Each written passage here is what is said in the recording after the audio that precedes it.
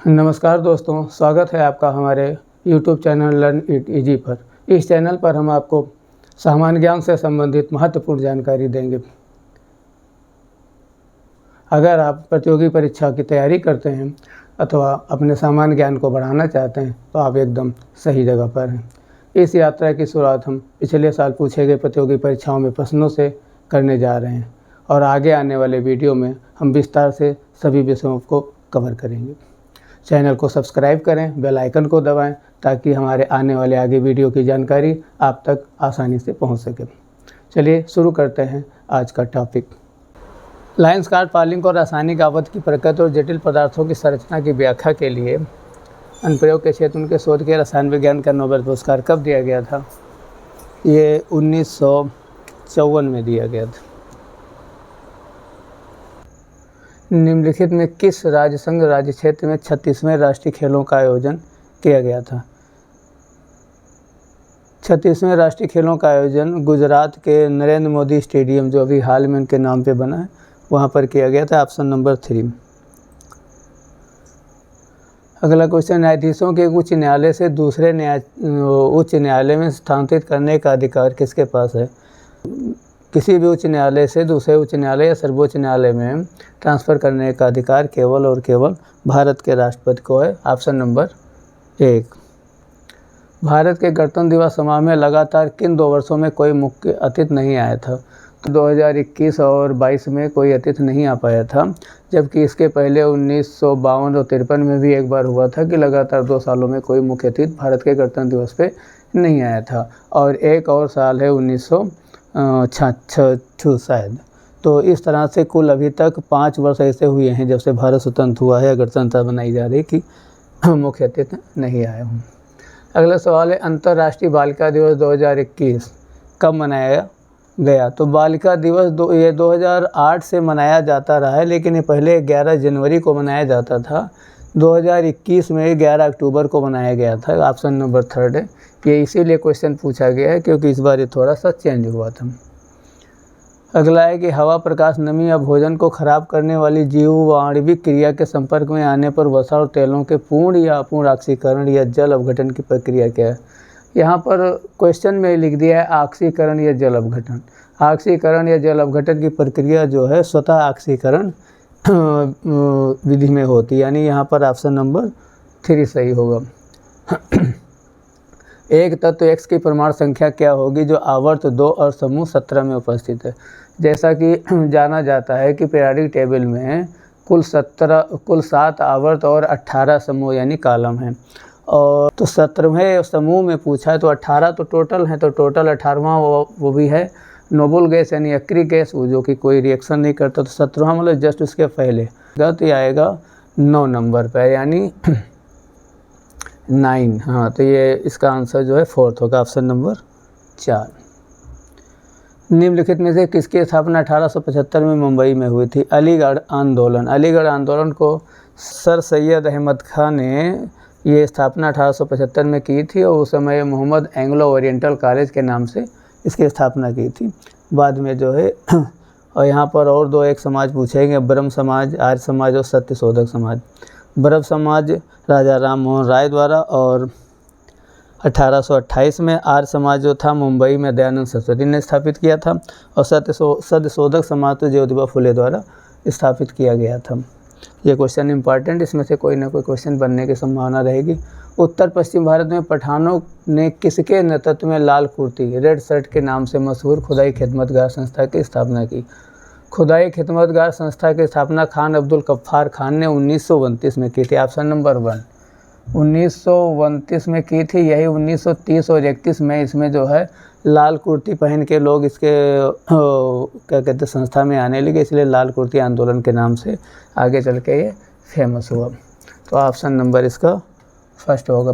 अगला क्वेश्चन है, फिशर के मात्रा सिद्धांत को उनके द्वारा किस प्रसिद्ध समीकरण के द्वारा समझाया गया?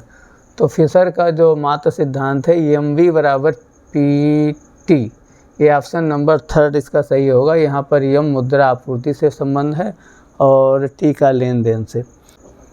जनवरी 2022 में किस राज्य सरकार ने दिव्यांग व्यक्तियों के सशक्तिकरण के लिए अपनी एकीकृत पहल भीम भोई विख्यात समर्थ अभियान BVSA को अगले 5 वर्षों के लिए बढ़ाया है। ये इसका ऑप्शन उड़ीसा है। उड़ीसा राज्य सरकार ने ये आगे 5 वर्षों के लिए और आगे बढ़ाया, ऑप्शन नंबर 2। निम्नलिखित में से कौन सा विकल्प भारतीय संविधान में रिपब्लिक गणतंत्र शब्द का अर्थ बताता है? भारतीय संविधान में रिपब्लिक गणतंत्र का अर्थ होता है निर्वाचित प्रमुख, क्योंकि गणतंत्र का मतलब होता है गणों यानी जनता से, तो जनता से बनने वाला सब प्रमुख जो होगा वो निर्वाचित प्रमुख होगा। ऑप्शन नंबर 3 इसका आंसर होना चाहिए। अगला क्वेश्चन है मृच्छकटिका नाट्य निम्नलिखित किसने लिखी? ये लिखी थी शूद्रक ने। ये संस्कृत के कवि थे और इन्होंने जो है मृच्छकटिका नामक जो है नाटक को लिखा था। 2020 ओलंपिक खेलों का आयोजन स्थल, 2020 के ओलंपिक खेलों का आयोजन स्थल यानी जापान ने किया था, तो जापान का टोक्यो में हुआ था। ऑप्शन नंबर 4 है, टोक लिख गया है, ये टोक्यो होना चाहिए, तो ऑप्शन नंबर 4 होगा। और 2032 वाला भी क्लियर हो गया है, जो आगे ब्रिस्बेन ऑस्ट्रेलिया में होने की संभावना है। तो अगला वाला जो 2032 में ब्रिस्बेन में होगा ऑस्ट्रेलिया में, उसको याद रख लें क्योंकि आगे का क्वेश्चन पूछा जा सकता है। अगला क्वेश्चन है आधुनिक औद्योगिक प्रणाली के उदय से पहले भारतीय निर्यात में मुख्य रूप से डैश जैसे निर्माण शामिल हुए। भारत में औद्योगिक क्रांति 1957-58 के बाद से शुरू हुई, जब भारत आज़ाद हुआ और प्रधानमंत्री नेहरू ने इसमें प्रयास किया। उसके पहले तो भारत में सूती और रेशमी वस्त्र फेमस थे, जो कि अंग्रेज़ों के समय से ही बहुत ज़्यादा काफ़ी मात्रा में निर्यात होता है, इसलिए इसका ऑप्शन नंबर 1 सही होगा। अगला क्वेश्चन है कि दशकथिया नृत्य ऐतिहासिक और पौराणिक कथाओं में चित्रित करते हुए 2 पुरुषों द्वारा किया जाने वाला आदिवासी नृत्य है। ये उड़ीसा का लोक नृत्य है।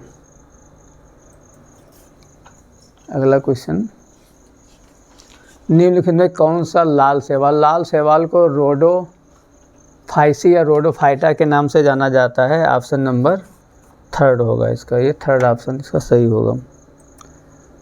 अगला प्रश्न है नृत्याचार पुरस्कार, संगीत नाटक अकादमी पुरस्कार और कालिदास सम्मान से सम्मानित गुरु विपिन सिंह किस शास्त्रीय नृत्य को बढ़ावा देने के लिए प्रसिद्ध थे? गुरु विपिन सिंह मणिपुरी शास्त्रीय नृत्य यानी मणिपुर के नृत्य को बढ़ावा देने के लिए प्रसिद्ध थे। और इनकी एक पुत्री थी जिनका नाम है, उनकी एक पुत्री है जिनका नाम है बम्बावती, वो भी जो है इसी क्षेत्र से जुड़ी हैं।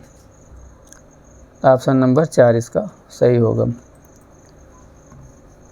अगला क्वेश्चन है शकूर खान और पंडित राम नारायण से संगीतकारों ने निम्नलिखित में से कौन सा वाद्य यंत्र बजाया था? इन लोगों ने सारंगी बजाए थे, सारंगी वाद्य यंत्र से के लिए फेमस थे, इसका ऑप्शन नंबर भी 4 होगा, शकूर सारंगी बजाने वाले।